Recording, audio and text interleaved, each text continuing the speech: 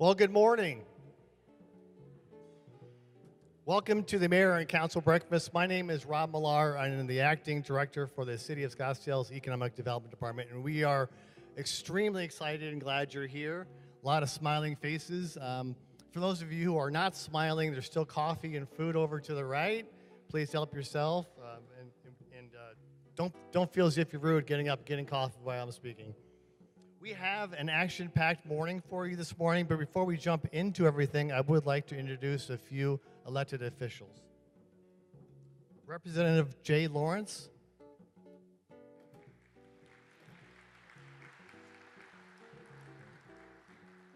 Mayor Jim Lane, who you'll be hearing from shortly.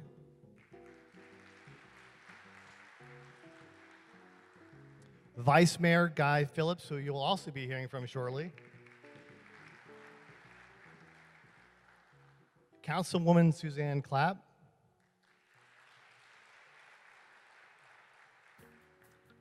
Councilmember Virginia Cordy.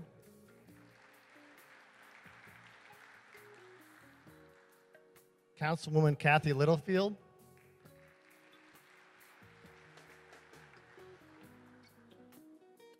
Councilwoman Linda Milhaven.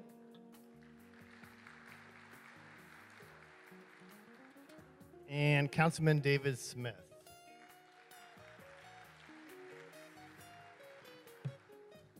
Thank you again. Now, I admittedly am a little biased. This is our favorite Mayor and Council breakfast because it gives us an opportunity to talk about something that's near and dear to our hearts, which is economic development. If you'll indulge me in a couple of things. One is I have a cold, and so the good news is this morning I have my voice. A speaker's worst nightmare is they'll go into a coughing or frenzy or sneezing frenzy in the middle. So forgive me if my voice goes out in the middle of it. Second of all, if you'll indulge me and give me just a couple minutes, I would like to tell you a quick story that I promise you will translate into how we do economic development in Scottsdale. It's going to take me a couple minutes to get there, but I promise you I will tie it back. Sound good?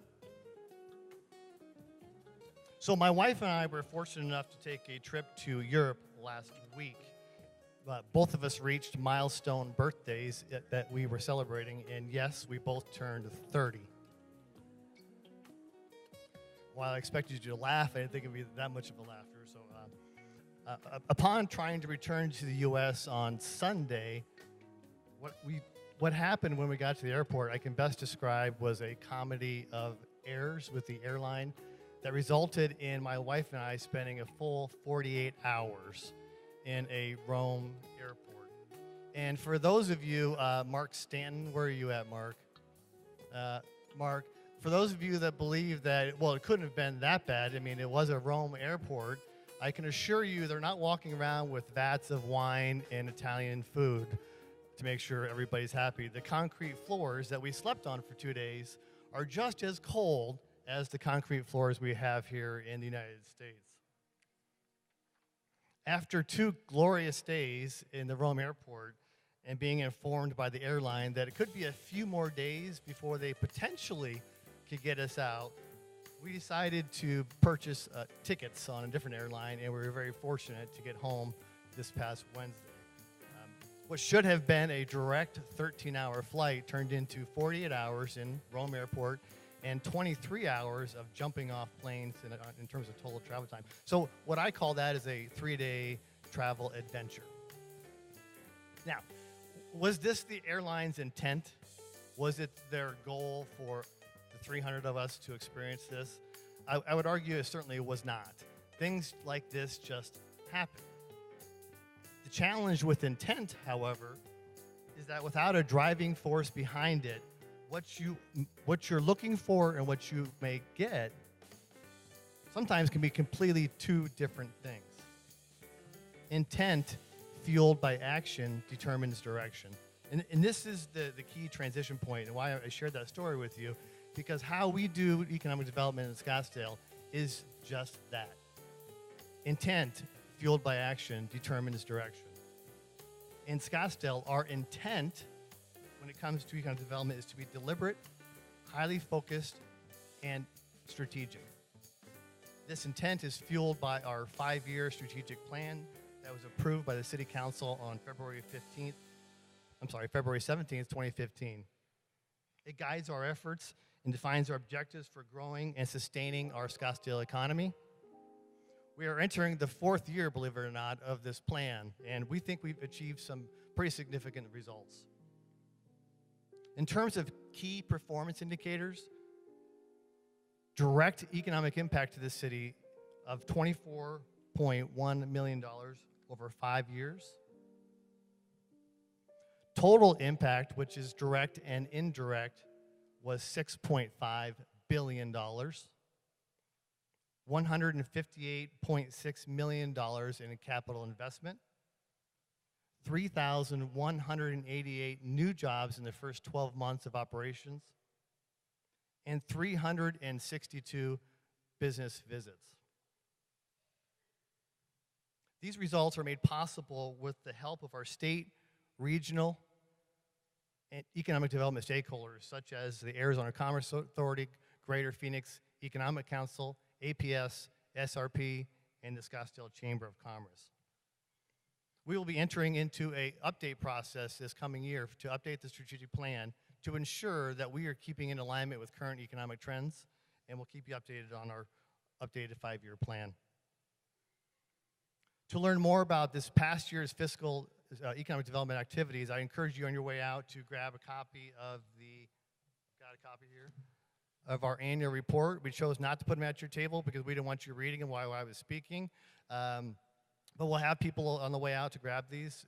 Feel free to take it. If you'd rather not have a copy, feel free to grab it on our website, which is choosescottsdale.com.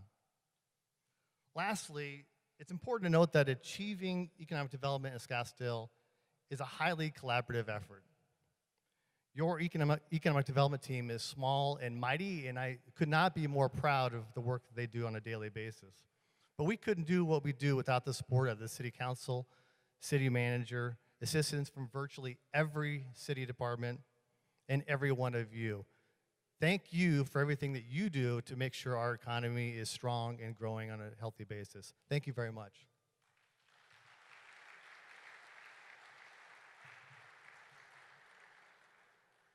Our next speaker is a tremendous advocate for economic development and business community in this city of Scottsdale. He has served as mayor for the last 10 years and 4 years as a council member. He is, as I mentioned, a tremendous advocate, and we couldn't do what we do in economic development without him. So without further ado, please help me in welcoming Mayor Jim Lane.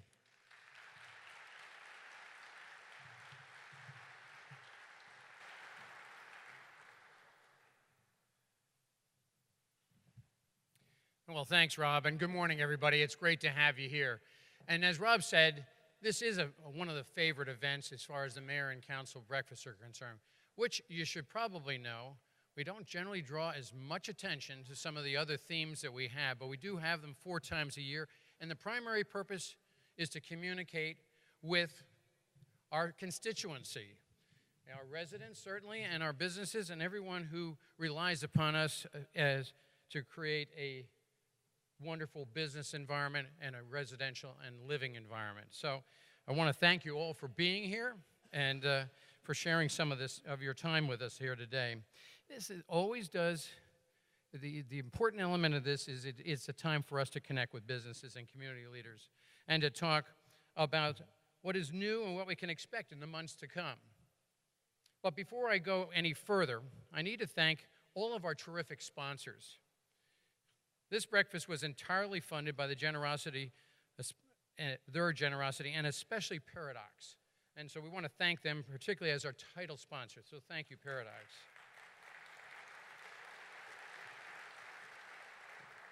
Now, Paradox started in 2016 by Aaron Mados, founder of Jobbings.com. His newest venture created a new artificial intelligence that helps companies with more efficient job recruiting. We're delighted to have them in Scottsdale and appreciate their support and their commitment to being great corporate citizens. Of course, nationally, our economy is doing exceptionally well. And Scottsdale is once again beating national trends with, among other indicators, above average job growth in high-wage sectors. And an example of that is since 2012, we've had a 42% increase in the finance and insurance industry with an average wage of over $94,000, and that is outside of, or it's not inclusive of, the benefits those industries also provide with that salary. An example of the growth, of course, that is standout is nationwide.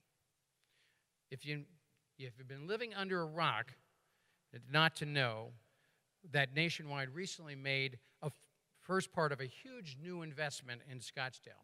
And that was with the purchase recently and winning the auction at $83 million for 125 acres in that commercial corridor north of the 101 as it runs east and west between Scottsdale and Hayden. So they're in the midst of working on that, and certainly we are looking forward to that. Not only am I thrilled that we retained them here, if you don't know, Nationwide's had a presence here in Scottsdale for a lot of years, and they have 1,200 employees already here.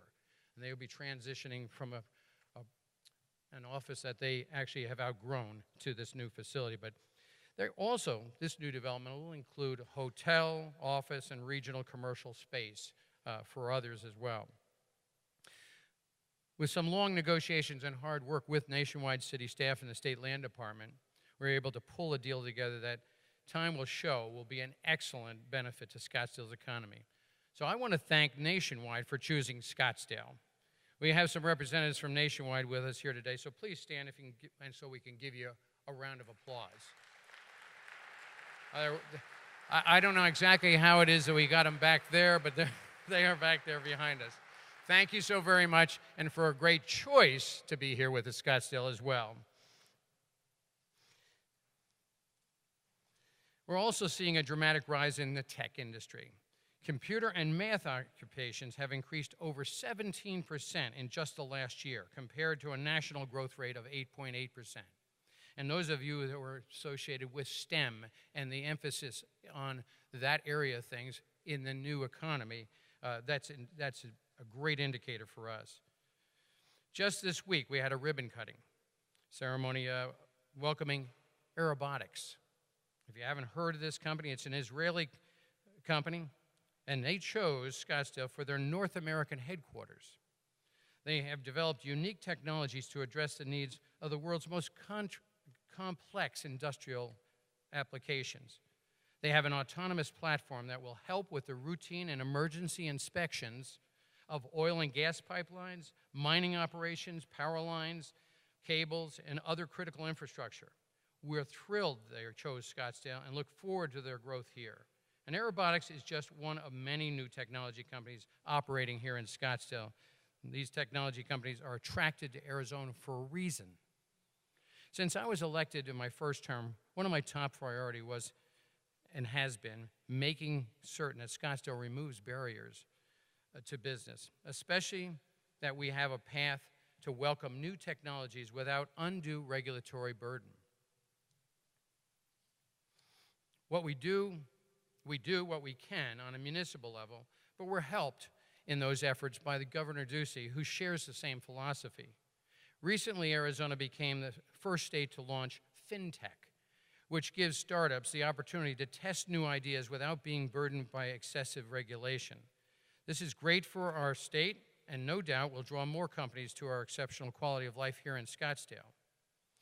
The health industry, and some of you here in the room will probably know a good bit of this, which has long been a stalwart of our economy, continues to boom.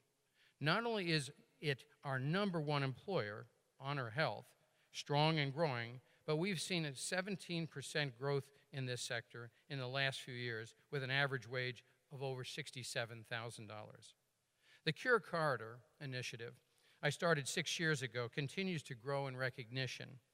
This December, we will have another event that not only connects bio-life science and healthcare stakeholders with each other, but also showcases a significant lineup of industry leaders sharing their insights into the future.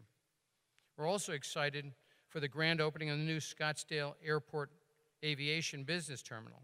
In a few weeks, aviation activity at Scottsdale Airport generates over in a few weeks. Aviation activity at Scottsdale Airport generates over $500 million of economic activity for our community. And as you know, it is a wonderful asset to the city, and soon will have a new facility that matches its economic importance. With that new business terminal, we welcome the Thunderbirds II Veterans Memorial. And I'm going to take a moment to tell you a little bit of the history of that particular application, because it's going to be very meaningful as that new terminal comes online for our airport and that surrounding area as well. But before it was a regional business airport, the area was known as Thunderbird Field 2.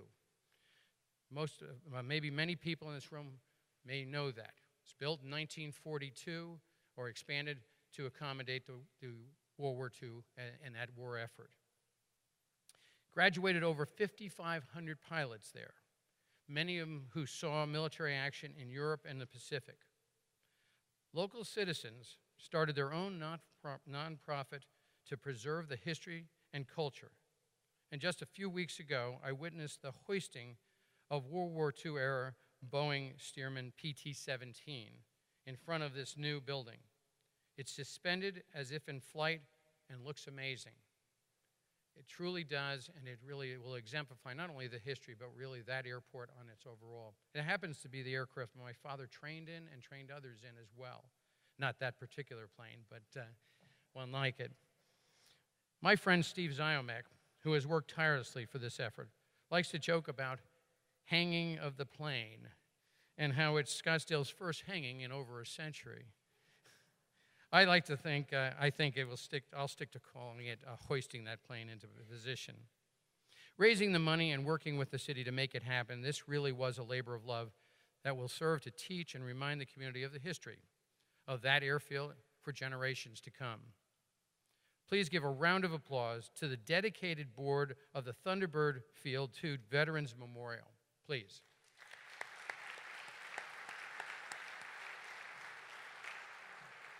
I might just say there's plans to have a restaurant there as well. It would be a great place to take people when it opens up just to see that memorial as well as being at the airport. It's a great place to be. But the positive economic news is spread throughout the city. The McDowell Road corridor is seeing even more investment.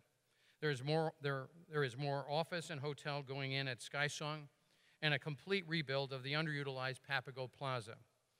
Long in waiting, but nevertheless underway. Museum Square, adjacent to the Scottsdale Museum of the West, is moving forward, as are other hotel projects in downtown and Old Town. The remodel and expansion of Fashion Square, much needed Class A office space, and even a new museum space dedicated to the Scottsdale Parada and the rodeo. All this new investment and energy has been transformational, and I'm proud of what Old Town is becoming, while also keeping deep roots in what Old Town always was, a place for arts, museum, commerce, and civic pride. We cannot talk about Scottsdale's economy without including our tourism industry. With nearly 9 million visitors a year, the tourism industry continues to have a multi-billion-dollar impact on Scottsdale and the surrounding area. It's an industry we need to continue to protect and promote. Our own tourism team continues to work closely with Experience Scottsdale. And Experience Scottsdale is a contract agent for us for destination marketing for Scottsdale, just in case you don't know that. It's been fairly recently renamed to Experience Scottsdale. To make sure we all are moving in the right direction, we continue to invest millions of dollars each year on capital infrastructure relating to tourism, as well as to attract new tourists through special events and marketing.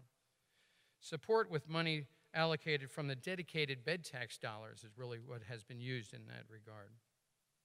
Although the Great Recession reminded us of the importance of diversifying our economy, something that we have worked on for certainly the last 10 years, and not relying on one industry, tourism in Scottsdale is and always will be a very important priority for our community because it creates a great environment for all of us. And it's a worthy export. I like to tell people that people come to Scottsdale, buy an experience, and take it home with them. So we export without any loss of resource a great product. All great news. But there are some areas that we're focusing on that will help to improve our amazing industry and statistics. One area of great focus is workforce development. We can't attract new companies if they think they won't be able to fill their jobs with qualified candidates. Our economic development team in recent years has put a lot of effort in marketing Scottsdale's quality live, work, learn, and thrive, or play environment. To those that may not yet realize it, all that we have to offer to professionals and their families. ChooseScottsdale.com has a jobs portal so that those up-and-comers can see that if they relocate to Scottsdale, there are plenty of high-wage opportunities for them here. We also have a close relationship with ASU, which for the third straight year was named the nation's most innovative school, beating out MIT, Stanford, and all others. Recently, I had an opportunity to sit down with our new Scottsdale Community College president, Chris Haynes. Scottsdale Community College has always been an integral part of our community under the leadership of Art Decabooter and then Jan Geller. And I was impressed that Chris Haynes has taken the ball and run with it. She intends to find out more about what training and education local companies need in their employees and work to tailor certificates and degree programs to fit those needs. We're delighted to call Chris and SCC a partner in our economic development efforts. She's with us today, so please help me give her a big Scottsdale welcome to Scottsdale President Chris Haynes. Thank you, Chris. Obviously, economic development is one of my favorite topics, and I could go on and on about all the news, new companies and expansions of terrific existing companies like JDA Software, Neolite, Turo, and even our new pizza joint, Luminatis. But I think you probably sense my enthusiasm by now. We have a great team with great companies, great institutions, all working together to keep Scottsdale a premier community and protect our long-term sustainability. This is an excellent city that has been my pleasure to lead for the past 10 years, and I'm proud of what we've accomplished during that time.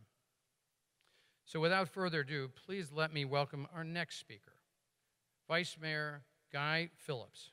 Guy began his second term on council in 2017, and as a business owner here in Scottsdale, is going to share his unique perspective. And I put some emphasis on that for you, Guy, unique perspective on Scottsdale's small business environment. Guy, please join me up here and share those thoughts.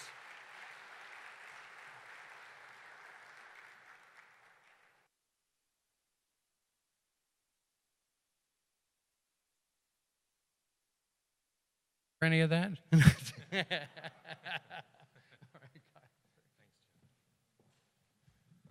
I got the better mic. Well, my speech is a little bit longer than Jim's, so please bear with me. That's not true. It's much, much shorter. But if you got 1 minute, I have to do the obligatory selfie. So smile, everybody.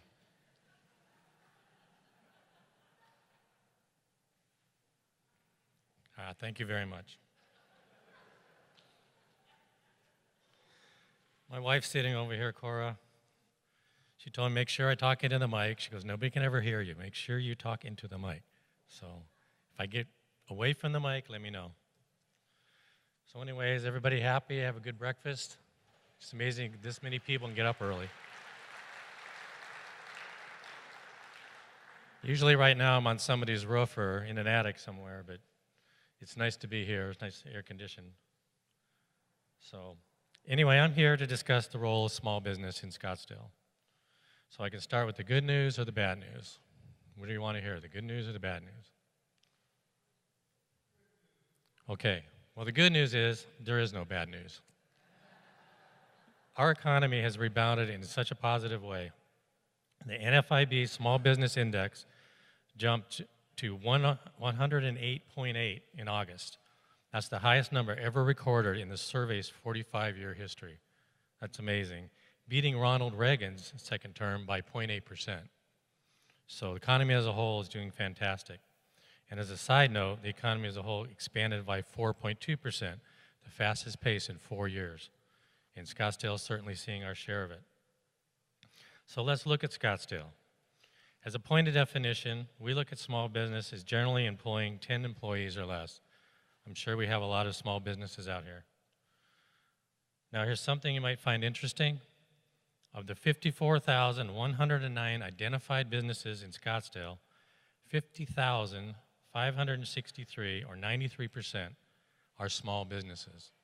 So over 50,000 businesses in Scottsdale have 10 employers or less. That's an amazing thing, and that's quite an accomplishment for our city. So you can see why our city pays special attention to our small business owners and operators. Our economic development team has done a fantastic job of recruiting and retaining businesses, and they didn't pay me to say that, as well as programs to help businesses expand and keep costs down. Now, I could talk for hours about the programs and information gathered by economic staff, but I'm just going to point out some of their highlights, unless you want me to talk for hours. No, okay.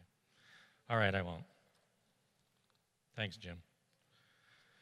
Anyway, if you go to our economic development website, you can utilize their data tool called Size Up, which allows small businesses to access demographic and economic data for business planning and research. So this is really cool. In collaboration with the Chamber of Commerce, Tourism and Experience Scottsdale, they've recently offered a program called Downtown Spotlight, wherein local businesses could have a video of their shop made and put on Scottsdale's Choose Scottsdale YouTube channel. So you get this free advertising, which is just fantastic.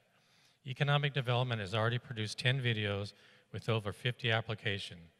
So I believe it's still going on, so I urge you to apply for your business, and you should. And so the following is an example of one of these video uploads.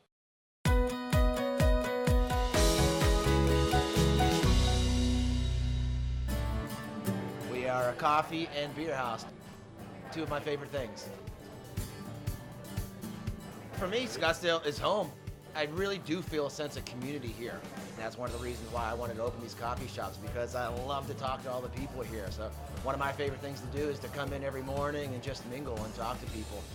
For me, it's just a sense of community. It's where I've put my roots down. In Scottsdale, I just love the community feel of it. I came from a small town where neighborhoods and communities is really important. Support local and shop local. It's something that's near and dear to my heart. If you ever meet me, you're going to hear me preach about it probably. It's a great trend and people are really starting to embrace it. The dollar that comes back to a community is massive. Our beans come from Cartel, which is a local roaster here. All of our food is sourced locally. Probably my favorite night is Wednesday night. It's our open mic night. We've had it going on since we started. It's pretty much a packed house here on every Wednesday night.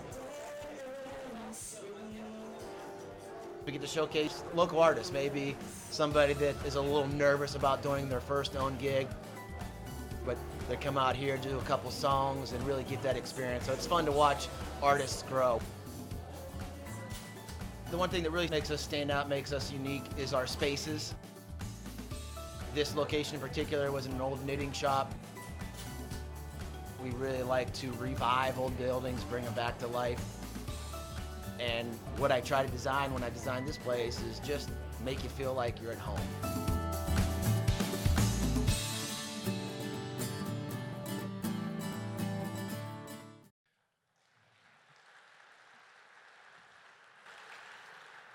I believe that was the Sept downtown, and they opened a new one on Scottsdale and Shea, and my wife and I go to that one. They don't have open mic night yet, but you wouldn't want to hear me sing anyway. So let's see, where am I?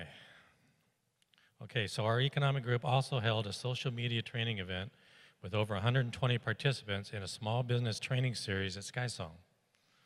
I'd like to say a big thank you to all who donated their time and expertise for our local businesses to thrive at that event. Staff is also working on a parking app coming to downtown soon that will show available parking for 834 spaces. We are hoping to get it up and fully operational by the end of October, so watch for that. And that'll be really cool. You download the app, you come downtown, I can't find a place to park, go on the app, you can see where they are. I think it's going to be fantastic, and hopefully it's going to expand to all of downtown in the future.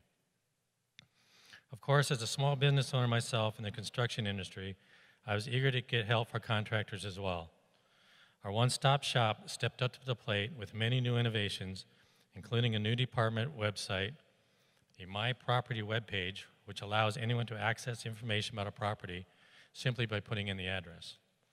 There's also a new online search tool that's available 24/7. Our planning department now has an expedited plan review, which can cut your plan review in half, and new apps that can tell you online wait times at the one-stop shop so you can see ahead of time before you go. I think contractors, you understand how important that is.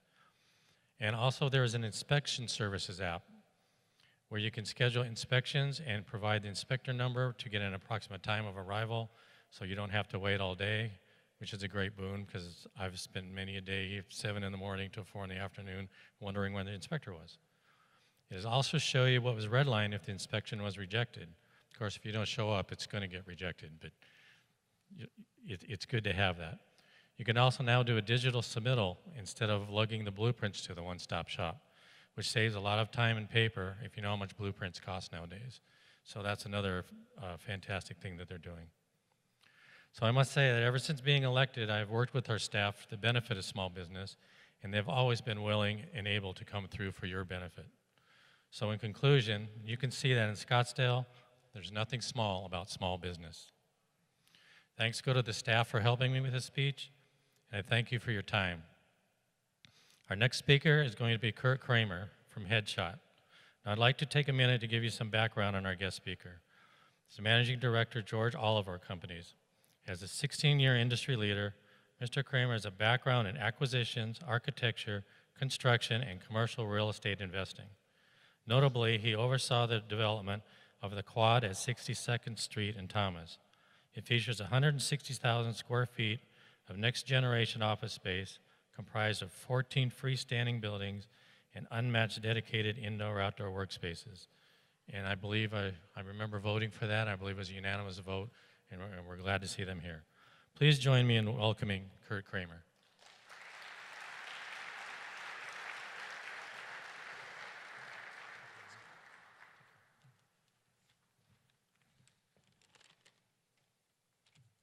All right. How cool of a city is it to work and live in a place where the vice mayor takes selfies on a stage like this, right? That was great. So listening to his speech, I'd become a statistic, which is great. I am one of the 50,000 small business companies. George Oliver Companies is myself and one other person, and I office here in Old Town, Scottsdale. And I couldn't be more excited to be here and grow my company in Scottsdale and continue to do projects like the one that was just spoke about, the Quad. So as Vice Mayor said, I'm a managing partner of George Oliver Companies. What that means with having one other employee means I kind of do everything that she doesn't want to do. About 3 years ago, a few partners and myself came upon a project called Scottsdale Executive Villas, which, if you're familiar with it, back in the day, it was built in the 80s. It's at 62nd Street in Thomas. And the asset in the 80s was probably very beautiful and one that a lot of people wanted to office in. In today's generation of technology and selfies, it's just not as fitting for the type of users that want to be officing in Scottsdale. So at the time, we spent a bunch of time with the city of Scottsdale and trying to understand what that project wanted to be. And that also includes trying to understand what the users want that project to be. Not as much what I care about, but more what the end users care about. Through that process, we went through the city of Scottsdale planning and zoning. We went through to try and amenitize the asset so that we could have an amenity space, bringing food, breakfast, and a few outdoor amenities to the park. That was a very successful project. You were right, we were unanimous.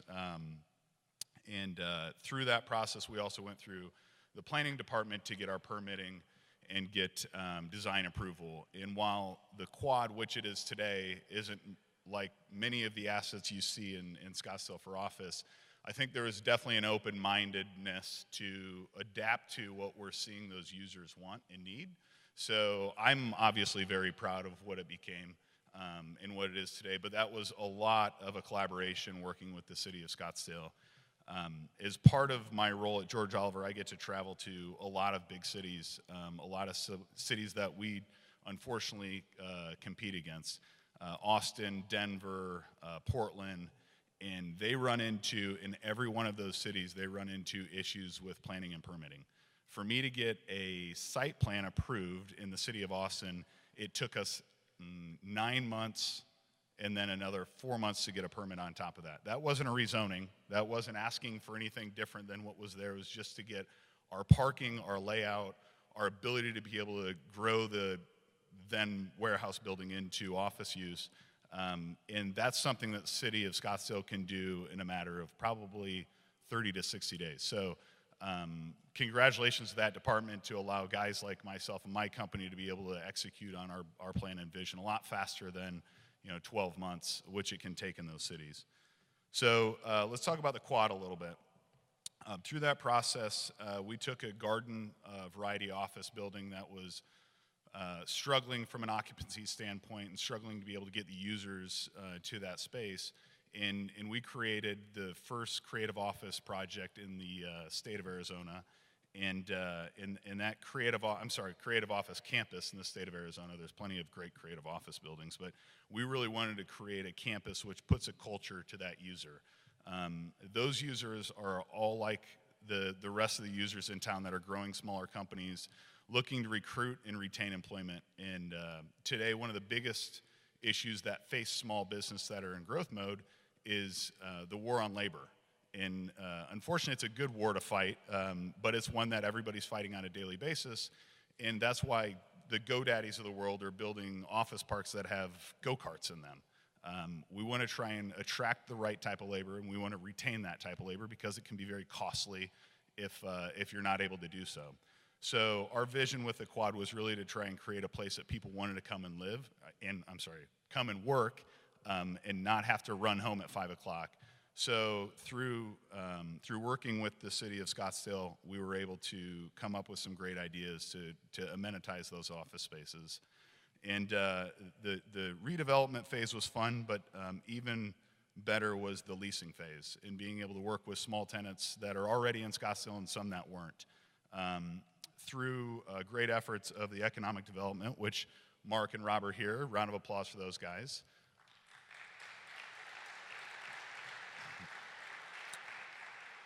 We were able to not only keep tenants that were in Scottsdale, but we were able to bring new tenants to Scottsdale. Some of those, the main sponsor today, Paradox, is a group that was in Scottsdale that was looking to grow and couldn't find the type of space that they needed, and we worked with their team to come in, and now they're an occupant of the quad, and as I hear, still loving it. So congratulations to you guys. It's great to have you as part of the team. So all of this wouldn't happen without the Scottsdale's planning and zoning and economic development teams, and I really do appreciate that, and I'm excited to continue to grow my business in Scottsdale and be able to do new projects much like the quad. One of the tenants that came to us through economic development was a company called Acronis. And today, I get to stand here and introduce John Zanni, who's the president of Acronis, who's going to be the next speaker. John, in his current role as president at Acronis, is in charge of growing business and market share through overseeing the company's marketing, development, external relationships, strategic partnerships, and product activities. Prior to becoming president, John held the position of chief marketing officer, managing Acronis's brand messaging, worldwide marketing activities, external communications, and channels. In his prior cloud strategy management role, John designed core business. John implemented a strategy that integrated cloud-based activities into Acronis's core business. John managed the launch of Acronis's cloud program and was responsible for its successful execution. Please give a warm welcome to John Zanni, president of Acronis. Thank you.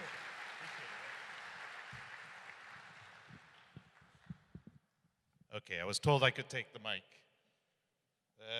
Well, thank you for having me here. I really appreciate it. The welcome has been very warm, both from the state of Arizona as well as the city of Scottsdale. I'm going to take a few minutes to talk about our journey here as a company that brought us to Scottsdale, Arizona.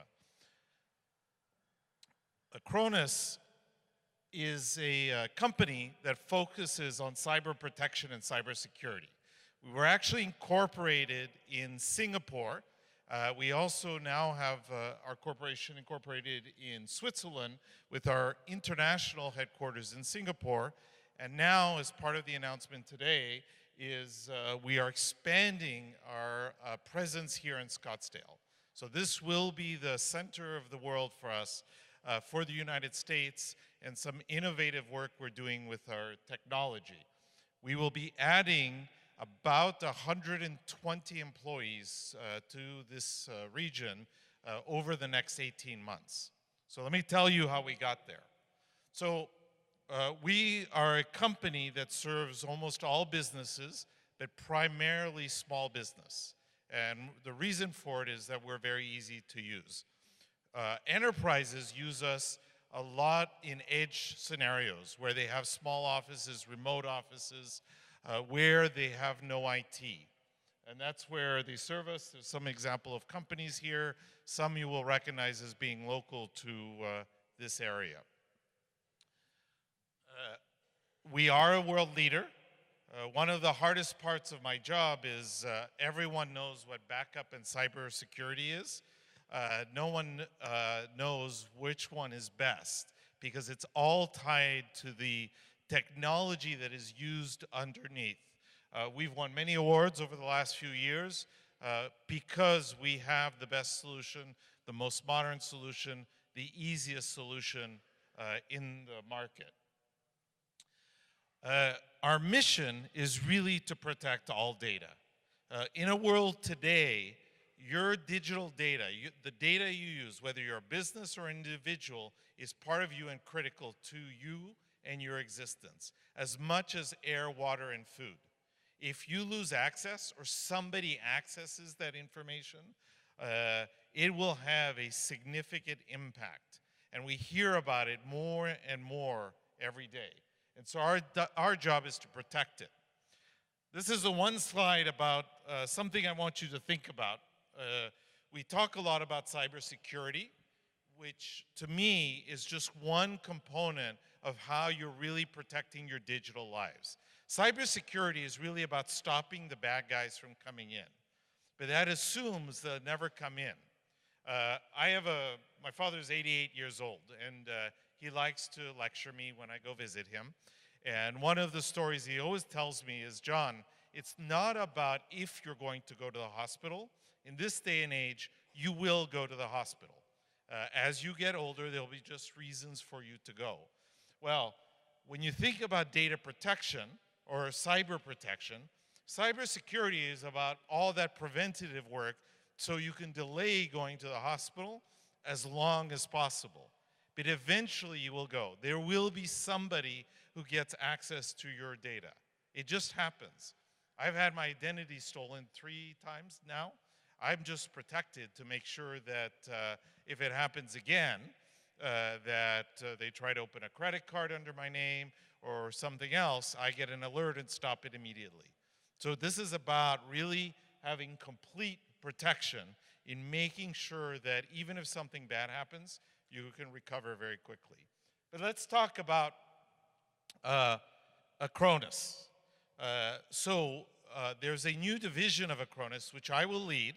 So I'm relocating here to Scottsdale, called Acronis SCS, that will be focused on serving the US government and focused on advanced technologies.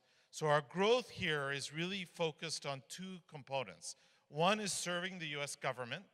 They have very specific requirements. There are, I suspect, many of you here who deal with the US government and understand those requirements. The other one is converting our product, which is a single or was a single purpose application, to a full service cybersecurity, cyber protection platform. Why did we pick here? You have the list there. Big innovation in tech. There's a huge blockchain community. We believe blockchain is the solution, which is a distributed ledger, to making sure that people don't tamper with your data. There's access to young talent. Our R&D centers are always near the best universities. Because we deal with advanced technologies, usually the market is not ready to or has the skill sets that we need to hire. And so the only way we can find the right talent pool is to work with universities to develop those. So when I talk about hiring 120 people, a lot of those are engineers, marketers, mostly engineers. They don't have, the market doesn't have the capacity to actually enable me to hire that many people that quickly. So I have to work with the universities, with the associations and the groups here to really find that talent and develop it. Great business climate. I have to say, you have been one of the most welcoming communities I've ever been to. I was born in California. I'm a native American in Santa Monica, even though I've only surfed once in my life. And I have to say that you have been really welcoming here, and I look forward to developing this business here. Thank you. I'm going to blush. Here are some of the business in the U.S. We already are growing quite significantly. About 40% of Acronis' revenue is U.S.-based. We serve all markets. We do have a strong presence in motorsports, in other sport activities. We have a strong presence in manufacturing. Honeywell, for example, is one of our biggest OEMs for Acronis. So we're very proud of the business we've done here. And of course, we serve the US government as well. What are we going to do here? So I said we're going to add 120 new jobs. Those 20 R&D people are for the Acronis platform. I'll be adding another 40 myself. So it'll be a significant amount of growth. And then you have all the disciplines around it that will happen. We are building a new security operations center. What you see on the top, your top right, is the security operations center we have in Singapore. We will duplicate that here and in Switzerland, so we'll have a follow the sun model. So from Scottsdale, we will be able to monitor all the data centers we have and all the security threats that are happening around the world to make sure that we are prepared and our customers and our partners are prepared to deal with them. And I'm sure we do plan on having a celebration when that is open here. And of course, you're all invited. I am relocating to Scottsdale. Thank you. Oh, thank you. A few people have asked me where I'm going to move to. I don't know yet, but it will be Scottsdale. I've been around long enough to know that the city that I prefer is this one. The old town looks pretty attractive. Some people told me I should go closer to the fashion district there, where all the shops are. I don't think I can afford that. It's just too tempting, right? You walk, oh, that looks good.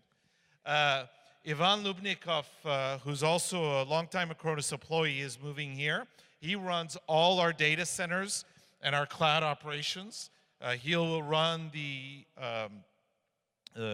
security center, as well as his team will manage all the data centers out of here in Scottsdale. On the right, just to provide some context, we do have our R&D centers in Bulgaria, Switzerland, Singapore, and a little bit in Russia.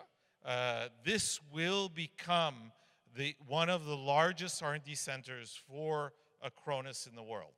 So this is a major, major investment for us and a major move. We estimate over the next few years about $20 million worth. And that's not counting the extra spend from families coming in here and having these, what I would call good jobs.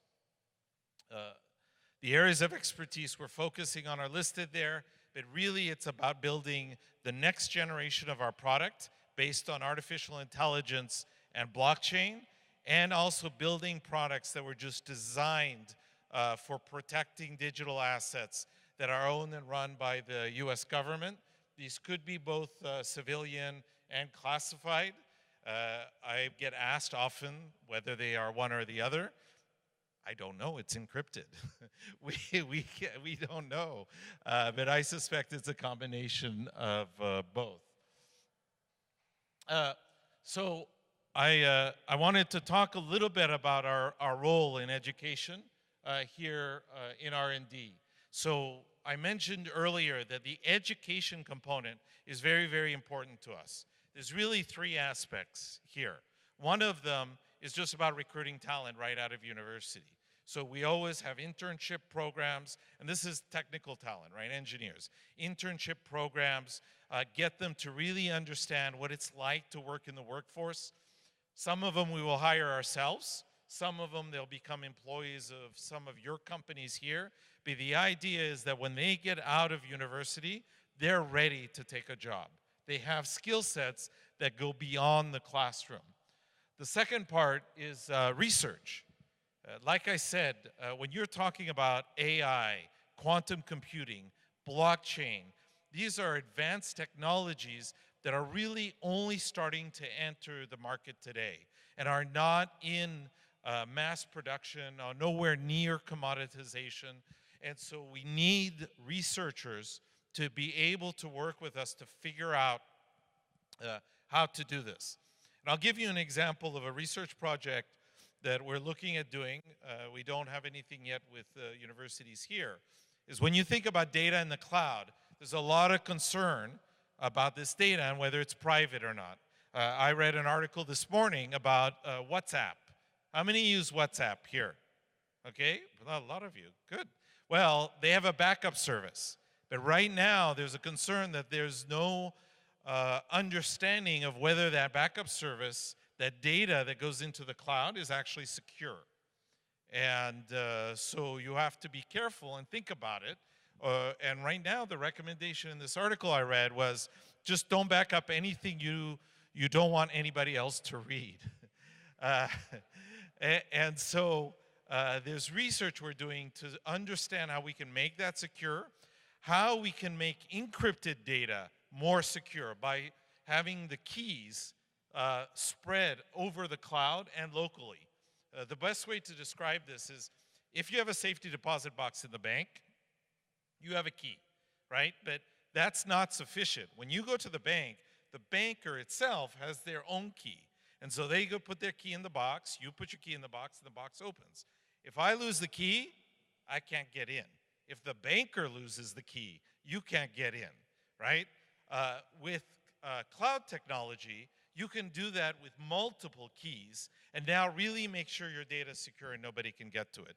That is advanced research. This does not exist today, and work that we're doing with the universities to do that. The one last thing I want to add or close on is besides my role as the president of Acronis International, now CEO of Acronis SCS here, I'm the president of the Acronis Foundation. This is a nonprofit organization that's designed, whose sole purpose is to develop and spread knowledge. Today, we've done all of the work outside of the United States. We've built schools in Myanmar, Cambodia, Tanzania. We have an IT education project in Singapore to train inmates so that they don't go back to prison. We are going to open a entity of this foundation here in Scottsdale for the purpose of also spreading knowledge here in the state of Arizona. Sorry, not just Scottsdale, but all of Arizona. And so I've already started working with some of you to really understand what we can do here, whether it's schools, whether it's IT training in prisons, or other activities. And I'm going to close here with a request. If you have ideas or thoughts of where we could work together to really help spread knowledge here in this state and this city, please reach out to me, and I'm more than happy to do that. And with that, I will pass it back to Mayor Lane.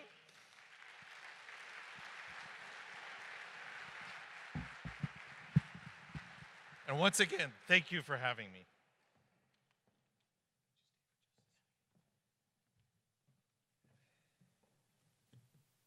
Please, Curt, if you could come up as well, please. I just want another round of applause for both of our speakers here today. Thank you, gentlemen, both for being here with us today.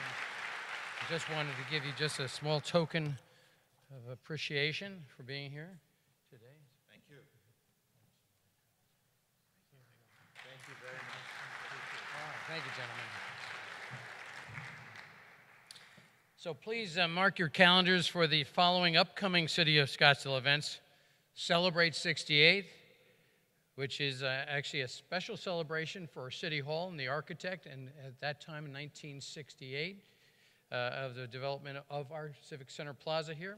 Some great events going on with regard to that. And a Cure Corridor on December 7th, and the State of the City on February 21st. Again, I'd like to thank our title sponsor, Paradox, and our other sponsors, inclusive of the Plaza companies, ASU SkySong, Big Yam, Govig, SRP, APS, and Scottsdale IDA. So finally, thanks to the staff that organized this breakfast and our partners here at Scottsdale Center for the Performing Arts, who also ensured the program is executed wonderfully. So don't forget to pick up an Economic Development Annual Report on your way out. And again, on behalf of myself and the City Council, thank you for coming out this morning, and I hope to see you at our next Mayor and Council breakfast. So thank you very much for being here.